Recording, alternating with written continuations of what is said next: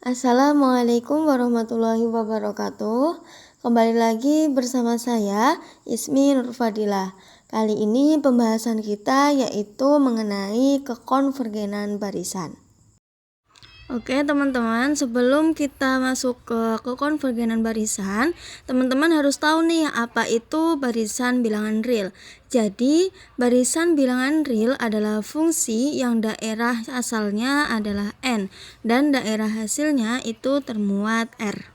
Oke, selanjutnya kita masuk ke contoh barisan bilangan real. Untuk contoh yang pertama yaitu barisan konstanta, yang kedua yaitu barisan 1/n di n, dan yang ketiga yaitu barisan Fibonacci.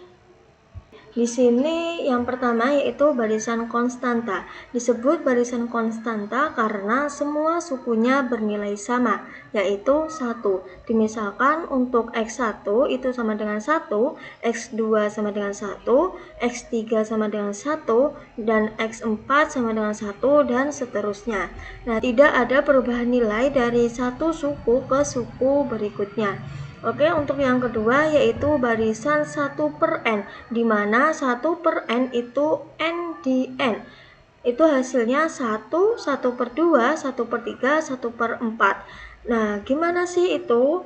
Nah, maksudnya barisan ini dibentuk dengan rumus xn sama dengan 1/n. Nah, di sini kita misalkan n itu sama dengan 1. Jadi 1/1. 1 dibagi 1 sama dengan 1. Selanjutnya kita misalkan n sama dengan 2, yaitu untuk x2. Jadi n-nya sama dengan 2 ya tadi ya. Jadi 1/2. Selanjutnya kita misalkan n itu sama dengan 3. Untuk x3 yaitu 1/3, dan seterusnya.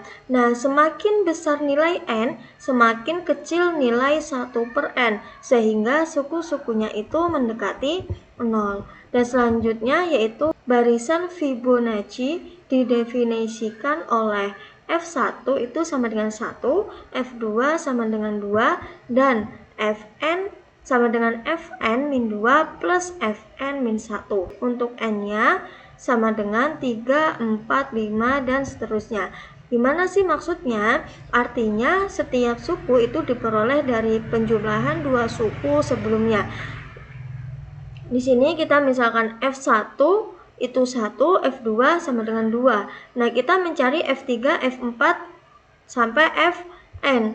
Nah, ini kan sudah kita mencari, selanjutnya kita mencari F3 ya. Belum diketahui untuk F3-nya. Jadi untuk F1 ini kan 1, jadi 1 ditambah untuk F2-nya sama dengan 2 sama dengan 3. Nah, diperoleh untuk F3-nya sama dengan 3. Kita mencari F4-nya. F4 dengan rumus F2 ditambah F3 gitu. Jadi untuk F2-nya berapa? F2-nya 2 dan F3-nya berapa? 3. Jadi 2 ditambah 3 sama dengan 5. Selanjutnya kita mencari F5, di mana rumusnya itu F3 ditambah F4.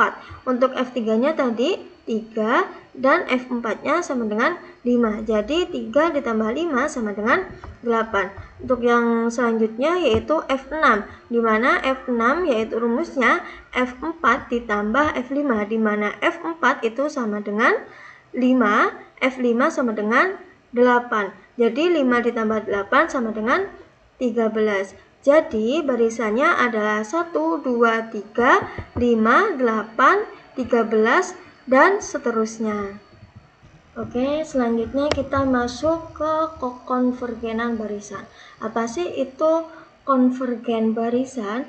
Jadi barisan xn disebut konvergen ke suatu x di R jika untuk setiap epsilon lebih dari 0 terdapat n0 di n. Sedemikian sehingga untuk setiap bilangan asli n itu lebih besar sama dengan n0 berlaku mutlak xn min x lebih kecil dari epsilon. Nah, jika xn itu tidak konvergen, maka xn itu disebut divergen. Oke, selanjutnya kita masuk ke notasi kekonvergenan barisan. Apa sih itu notasinya? Jadi, jika xn itu konvergen ke x, maka x disebut limit barisan dari xn dan limit xn sama dengan x. Oke, selanjutnya kita masuk ke contoh konvergen.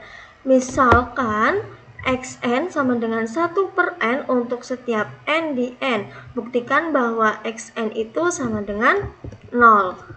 Nah, jadi kita ambil sembarang epsilon itu lebih dari 0.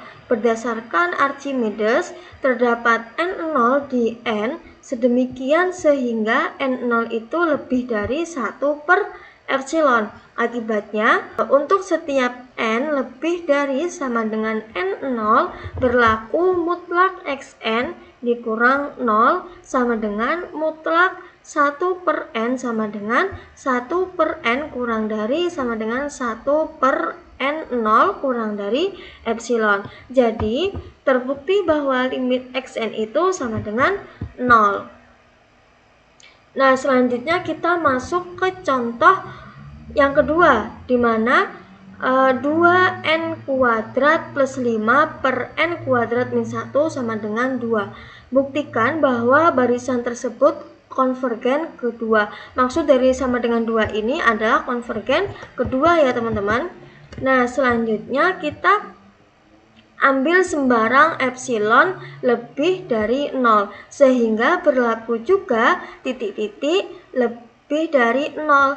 Nah, jadi kita mencari ini dulu ya teman-teman. Jadi 7 per epsilon itu dapatnya dari mana gitu.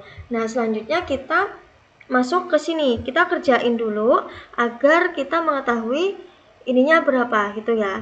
Jadi, ini kan mutlak, untuk soalnya kan 2n kuadrat plus 5 per n kuadrat min 1 ya. Jadi, mutlak 2n kuadrat plus 5 per n kuadrat min 1 dikurang 2. Ini untuk persamaan bawahnya itu kita samakan ya. Jadi 2n kuadrat min 1 gitu. Nah, jadi sama dengan mutlak 2n kuadrat ditambah 5 dikurang 2 kali n kuadrat sama dengan 2n.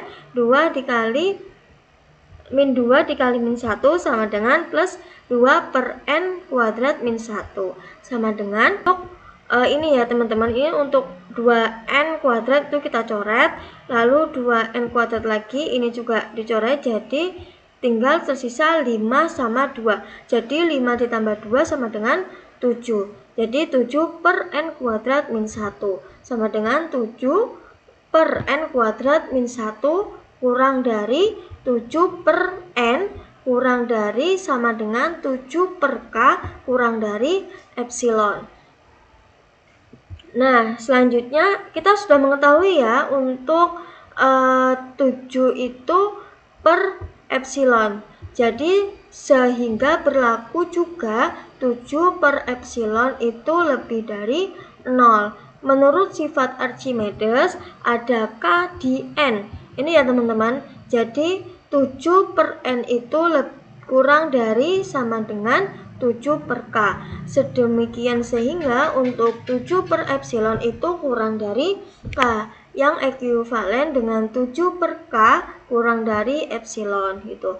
Nah, karena mutlak 2n kuadrat plus 5 per n kuadrat min 1 dikurang 2 itu kurang dari epsilon, maka 2n kuadrat plus 5 per n kuadrat min 1 sama dengan 2. Jadi terbukti bahwa barisan itu konvergen ke 2.